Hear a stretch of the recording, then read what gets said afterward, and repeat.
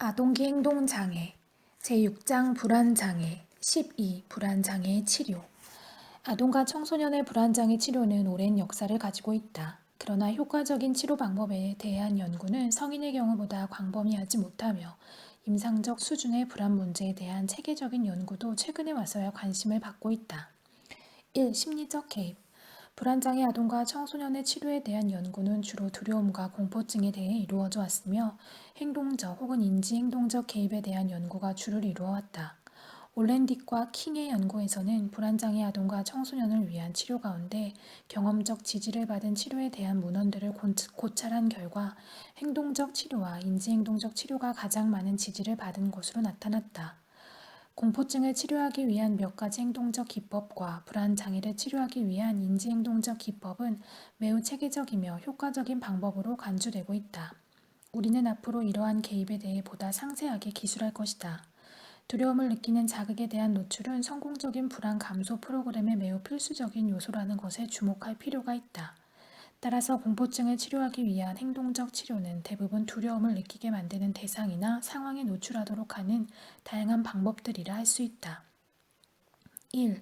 이완 및 둔감화 이완 훈련은 아동과 청소년에게 불안과 관련된 생리적 및 근육 반응을 의식하도록 해주며 이러한 반응을 통제하는 기술을 가르친다. 여러 근육들을 긴장시키고 이완시킴으로써 아동과 청소년은 신체 긴장의 초기 신호를 느낄 수 있게 되며 이러한 감각을 이완의 신호로 사용하게 된다. 연습과 함께 실제 생활 상황에서 아동은 긴장의 신호가 처음 느껴질 때 근육을 이완시킬 수 있게 된다. 단서에 의해 통제되는 이완법도 가르칠 수 있다. 근육 이완 훈련을 하는 동안 아동이 마음을 가라앉히자와 같은 단서 단어를 마음속으로 말하도록 가르친다. 불안이 예상되거나 느껴지는 실제 상황에서 단서 단어를 사용함으로써 이완된 상태로 만들 수 있다. 이완 훈련과 두려움을 느끼게 하는 상황에 대한 노출을 병행하는 것을 둔감화 혹은 체계적 둔감화라고 한다. 상상을 통한 둔감화를 실시할 때는 먼저 두려움을 일으키는 상황의 위기를 작성한다. 그런 다음 아동에게 가장 낮은 수준부터 시작하여 점차 높여나가는 순서로 두려움이 느껴지는 장면을 떠올리도록 한다. 이러한 시각화는 반드시 아동이 이완되어 있을 때 하도록 한다. 아동이 불안을 일으키는 장면을 편안하게 시각화할 수 있을 때까지 이 과정을 반복한다. 실제 상황 둔감화에서는 상상을 사용하지 않고 대신 불안을 일으키는 실제 대상이나 상황을 이용한다.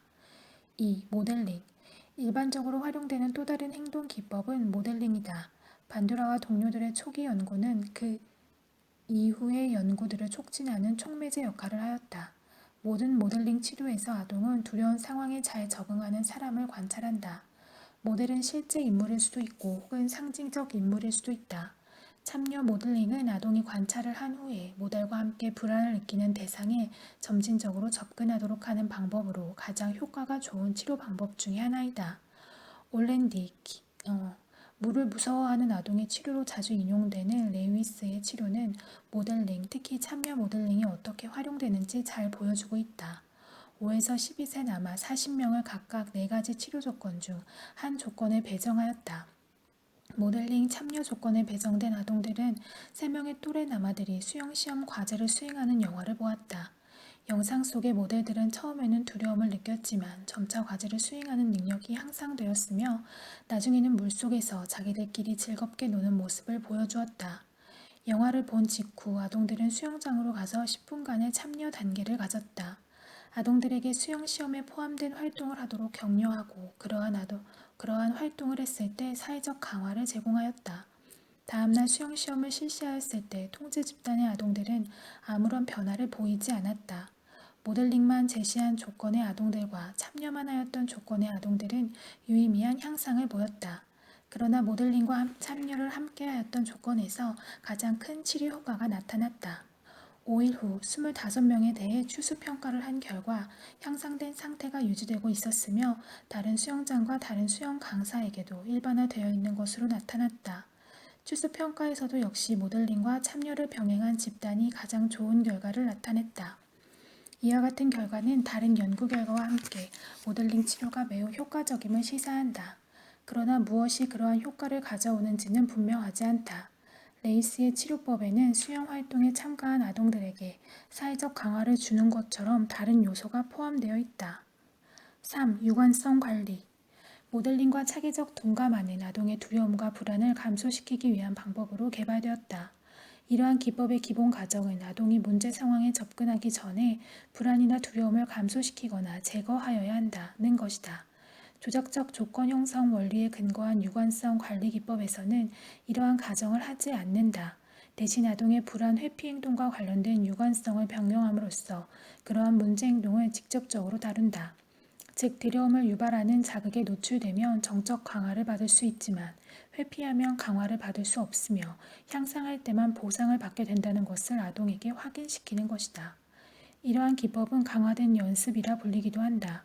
유관성 관리 혹은 강화된 연습을 독립된 치료 방법으로 활용한 연구들은 이러한 방법이 아동의 두려움과 공포를 치료하는 데 효과적이라고 보고하였다. 4. 인지행동 치료. 인지행동 치료 프로그램은 아동과 청소년의 불안장애의 효과적인 치료 방법으로 지지를 받고 있다. 이 치료 프로그램은 여러 가지 행동적 및 인지행동적 전략들을 통합하고 있다. 인지행동 개입의 일반적인 목적은 다음과 같은 내용을 가르치는 것이다. 불안 각성 신호의 인식, 불안 각성과 관련된 인지적 과정의 이해, 불안을 관리하는 전략과 기술. 이러한 목표를 달성하기 위하여 인지행동적 치료 프로그램에서는 다양한 치료 전략을 활용한다. 표 6-10에는 인지행동적 치료 프로그램에서 사용되는 일반적인 치료 전략들이 제시되어 있다. 표 6-10 아동과 청소년의 불안 장애를 위한 인지행동적 치료에 포함된 치료 전략들. 대처하는 모델의 관찰, 불안한 혼잣말의 파악 및 수정, 불안을 유발하는 상황에 대한 노출, 역할 연습과 유관적 보상 기법, 과제, 정서에 관한 교육, 불안할 때의 신체의 반응과 인지활동에 대한 인식, 이완 기법, 새로 습득한 기술을 불안을 유발하는 상황에서 점차적으로 연습하기. 불안장애 아동을 위한 인지행동 치료의 발달과 이에 대한 높은 평가는 켄달과 동료들의 연구에 의해 이루어져 왔다. 다양한 행동적 및 인지행동적 기법을 활용한 16주 프로그램은 크게 두 부분으로 나뉜다. 처음 8회 동안은 주요 기술들을 가르치는 데 주력한다. 두 번째 8회 동안에는 불안을 유발하는 실제 상황에 노출하도록 한 후 앞에서 배운 기술들을 연습하도록 한다. 이때 불안 수준을 점차로 높여간다. 행동적 전략으로는 모델링, 실제 상황 노출, 역할 연습, 이완 훈련, 유관성 관리 등이 활용된다. 인지적 전략으로는 불안의 생리적 증상 인식하기, 불안을 유발하는 말에 도전하고 수정하기, 상황에 대처하기 위한 계획 세우기, 그리고 대처 노력의 성공 여부를 평가하기, 자기 강화 활용하기 등이 사용된다. 치료 전반을 통해 치료자는 대처 모델의 역할을 하며 새로운 상황에서 새로운 기술을 어떻게 사용하는지 시범을 보여준다.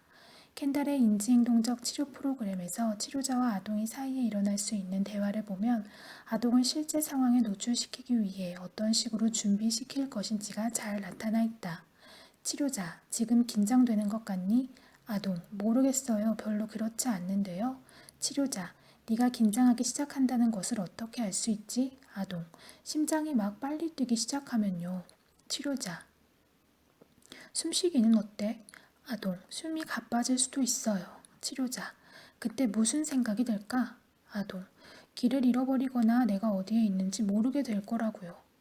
치료자, 만일 긴장되기 시작한다면 어떻게 해야 할까?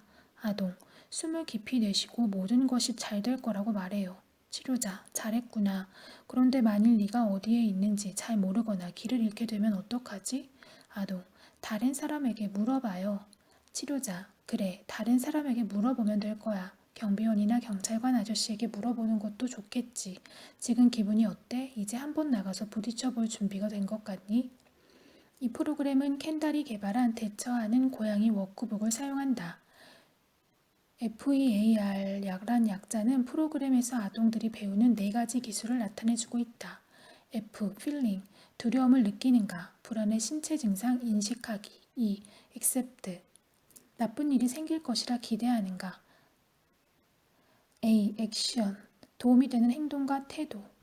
불안을 유발하는 상황에서 아동이 문제 해결에 근거하여 사용할 수 있는 새로운 행동과 대처 기술. R. Research, 결과와 보상, 자기평가와 자기보상. 아니다. 켄달은 치료 프로그램을 대기자 통제 조건에 비교함으로써 인지행동적 접근의 효과를 지지하였다.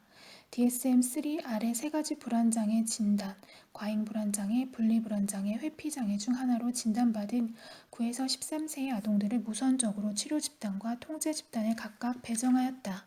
치료 후 치료 집단의 아동들은 몇 가지 척도에서 훨씬 더 큰 향상을 보였다. 또한 치료를 받은 아동들은 심리적 불편과 불안을 측정하는 척도에서 유의미한 감소를 보였으며 점수도 정상 범위에 속하는 것으로 나타났다. 뿐만 아니라 치료를 받는 아동들의 64%는 더 이상 불안장애로 진단을 받지 않게 되었는데 이에 비해 통제 집단의 아동들 중에는 5%만이 그러한 것으로 밝혀졌다. 1년 후와 3년 후의 추수평가 결과에서도 치료 효과가 그대로 유지되고 있음이 확인되었다. 다른 연구에서도 인지행동 치료는 개인 치료보다 집단 치료의 형태로 그 효과가 입증되고 있다. 호주의 데데스 동료들은 인지행동 치료를 확대하여 가족 참여 요소까지 포함시켰다. 가족 요소는 아동과 부모가 소규모 가족 집단을 통해 치료를 받는 것을 말한다. 아동의 불안을 치료하기 위한 인지행동 치료에 더하여 가족 프로그램에서는 부모에게 아동을 다루는 법과 불안을 다루는 법, 의사소통 및 문제 해결 기술 등을 훈련시킨다. 7에서 14세 아동들을 무작위로 인지행동 치료 조건, 인지행동 치료 플러스 가족 관리 치료, 그리고 통제 조건인 대기자 집단에 각각 배정하였다. 두 처리 집단 모두 통제 집단보다 좋은 결과를 나타냈다. 치료가 끝날 무렵과 1년 후의 추수평가에서는 가족 치료를 병행한 조건이 아동만을 대상으로 한 치료 조건보다 좋은 결과를 보였다. 예를 들면 추수평가 시 가족 치료가 포함된 집단에서는 96%의 아동들이 불안장애의 진단 기준을 벗어나 있었던 반면 아동만을 치료한 처치 집단에서는 70%의 아동들만이 불안장애에서 벗어나 있었다. 추가로 수행된 연구에서는 부모 중 어느 한쪽 혹은 양쪽 모두가 불안한 성격일 경우 부모에게 불안을 다루는 방법을 훈련시킨 결과 아동의 상태가 좋아진 것으로 나타났다. 그러나 부모가 불안하지 않은 경우에는 부모 훈련을 통한 추가 치료에 효과가 없는 것으로 나타났다. 2. 약물 치료 선택적 세로토닌 제흡수 차단제, 삼한계 항우울제, 불안 완화제 등은 불안장애 아동을 치료하는 데 가장 흔히 사용되는 약물이다. 그러나 일반적으로 아동과 청소년의 불안장애를 치료하는 약물의 효과에 대한 연구는 많지 않으며 그나마 이루어진 연구들도 방법론적 단점을 갖고 있다. 선택적 세로토닌 제흡수 차단제의 일종인 플루복사민이 사회적 공포증과 분리불안 장애, 일반화된 불안장애에 효과가 있다는 연구 결과는 조심스럽게 해석되어야 한다. 이 연구는 약물 치료의 효과를 심리치료와 비교하지 않았다. 약물 치료의 안정성과 효과를 보장하기 위해서는 체계적인 연구가 필요하다. 따라서 실제 치료에서는 불안장애 아동을 위해 약물 치료가 첫 번째 선택이 되기 힘들다. 만일 약물 치료를 할 경우 약물은 심리적 개입에 대한 보조적 처치로서 권고되는 것이 좋다. 강박장애 치료에 약물을 사용하는 것을 지지하는 연구들이 있다. 세로토닌 제흡수 차단제인 클로미프라민과 플루옥시틴, 셀트랄린, 파록시틴, 플루복사민과 같은 여러 종류의 선택적 세로토닌 제흡수 차단제가 강박장애를 가진 아동과 청소년들을 치료하는 데 효과적인 것으로 보고되어 왔다. 3. 강박장애 치료 강박장애는 지금까지 살펴본 다른 불안장애들과 몇 가지 점, 알려진 병인과 합병의 양상 그리고 약물 치료의 효과에서 차이가 있다. 따라서 여기에서는 강박장애 치료에 대해 별도로 살펴보고자 한다. 현재로서는 두 가지 종류의 개입이 강박장애에 적용된다. 앞서 지적하였듯이 세로토닌 제흡수 차단제는 강박장애 아동과 청소년의 치료에 효과적인 것으로 알려져 있다. 인지행동적 개입도 자주 권고되는 또 다른 치료 방법이다. 인지행동 치료는 강박장애에 대한 교육, 강박적 사고와 행동에 저항하고 변화를 증진하기 위해 인지를 수정하는 훈련, 유관성 관리와 자기경화 등을 포함하고 있다. 그러나 인지행동적 접근의 핵심 요소는 반응 예방과 노출이다. 아동과 청소년을 불안한 상황에 노출시키고 강박적 의식을 수행하고자 하는 충동에 저항하도록 도와줌으로써 그러한 행동을 예방한다. 상상을 통한 노출에서 치료자는 아동에게 두려운 상황에 대해 몇 분 동안 상세하게 이야기함으로써 불안을 유발시킨다. 이때 아동에게 불안을 회피하기 위한 생각이나 행동을 절대로 하지 못하도록 한다. 아동의 불안이 미리 결정된 수준으로 감소될 때까지 이러한 몇 분간의 노출을 계속 반복한다. 다음에 얘는 불안을 일으키는 병균에 대한 상상적 노출을 어떻게 하는지 보여주고 있다. 너는 학교 문까지 걸어가서 네 손으로 문을 열어야 한다. 너는 깜빡 잊고 장갑을 가져오지 않았고 병균으로부터 네 손을 보호할 것이 아무것도 없다. 손잡이를 만지는 순간 네 손에 끈적끈적하고 축축한 무엇인가가 닿는 것을 느낀다. 그리고 피부가 근질근질하게 느껴진다. 안 돼. 너는 다른 사람이 남긴 병균을 만진 것이고 그 병균들이 네 피부로 들어와 네게 병을 전염시키고 있다. 너는 몸이 아프다고 느끼기 시작한다. 병균이 피부 속에 들어와 움직이는 것을 느낀다. 옷에다 손을 닦으려고 노력하지만 너무 늦었다. 병균은 이미 네 피 속으로 들어왔고 네 몸 안에서 돌아다니고 있다. 몸이 아프고 현기증을 느낀다. 문을 열 힘조차 없다. 토할 것만 같다. 목 안에서 무엇인가가 올라오고 있다. 상상을 통한 노출에 더하여 아동은 가족의 협조로 불안을 유발하는 실제 상황에 노출될 수 있다. 아만다의 사례는 그녀와 가족들이 실제로 불안을 일으키는 상황에 어떻게 노출되는지를 보여주고 있다. 아만다는 8세가 된 여아이다. 그녀는 지나치게 확인하는 행동 때문에 의뢰되었다. 이 행동은 점점 더 많은 시간을 빼앗게 되었다. 예컨대 전에는 아침에 옷을 입는데 5분밖에 걸리지 않았으나 이제는 아침마다 적어도 20분 이상 걸린다. 1. 매일 밤 커튼을 치고 침구를 정리하고 베개를 3차례에 걸쳐 푹신하게 만든 다음 옷을 벗기 시작한다. 이렇게 하는 동안 어떤 방해가 생기면 견디기 힘들어한다. 2. 침대보는 사방의 레이스가 똑같이 방바닥에 닿을 듯 말 듯한 상태로 놓여져야 한다. 3. 밤이면 슬리퍼를 아주 천천히 조심스럽게 벗은 다음 거꾸로 들고 바닥에 대고 턴 다음 바로 세우기를 3차례에 걸쳐 하고 살살 밀어 침대 밑에 나란히 놓이도록 한다. 4. 잠들기 전에 화장실에 3번 다녀와야 한다. 가끔은 자다 깨어나서 그러한 행동을 해야 할 때도 있다. 5. 의식을 수행하기 전에 하나 둘 셋 이리 나와 함께 춤을 추어요. 트랄랄라 트랄랄라 하고 노래를 부른다. 6. 옷을 입고 벗는 행위는 매번 3차례씩 반복해야 한다. 심지어 화장실에 갈 때도 바지를 3번씩 내렸다 올렸다 해야 한다.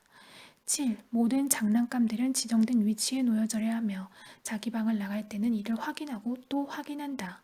8. 피아노 위에 놓은 장식품들도 정해진 자리가 있다. 그 자리가 얼마나 정확한지 아만다의 엄마는 먼지를 털거나 닦아내는 것도 할 수 없을 정도이다. 아만다의 가족들은 아만다에게 아무런 관심도 보이지 말고 강박 행동에 대해 모른 척 하도록 교육을 받았다. 부모에게는 반응 예방 절차를 시작하도록 훈련을 시켰다. 부모는 아만다가 의식 절차를 행하지 못하도록 막는 일을 가장 덜 불편한 상황에서부터 시작하였다. 일단 의식 절차 없이 그 상황에 대처할 수 있게 되었을 때 조금 더 불편한 상황으로 옮겨갔다. 처음 이틀 동안 아만다는 불안해하였으며 그 뒤로는 점차 마음을 놓기 시작하였다. 2주일 뒤에는 강박 증상이 없어졌다. 새로운 문제나 다른 부수적인 문제도 발생하지 않았으며 1년 뒤의 추수평가에서도 증상이 발견되지 않았다. 강박장애 아동의 치료에는 약물 치료와 인지행동 치료의 병행이 권고되곤 한다.